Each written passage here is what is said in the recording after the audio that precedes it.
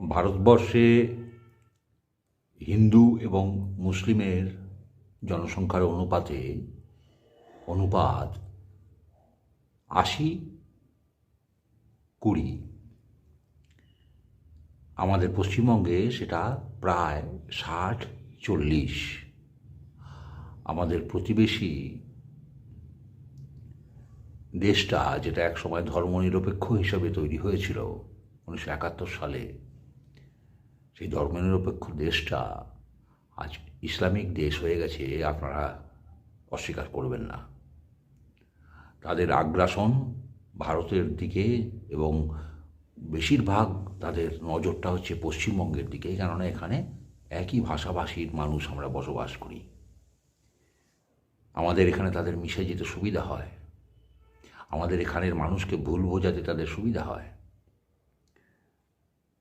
তো আমরা যদি নিজেদের পশ্চিমবঙ্গটাকে বাংলাদেশ না হোক, অন্তত কাশ্মীর যাতে না হয়, তার জন্য কিন্তু আমাদের দায়িত্ব থেকে যায়। আপনি কি ভাবছেন? তৃণমূল, আপনি জানেন তারা দুলেল গাইয়ের মত।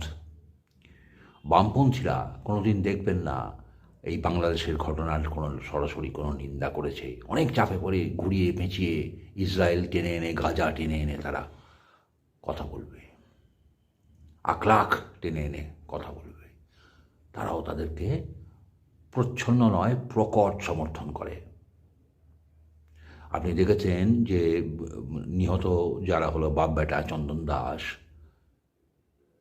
তাদের হয়ে মিছিল করা তো দূরের কথা, তাদের হয়ে, তাদের খুনিদের হয়ে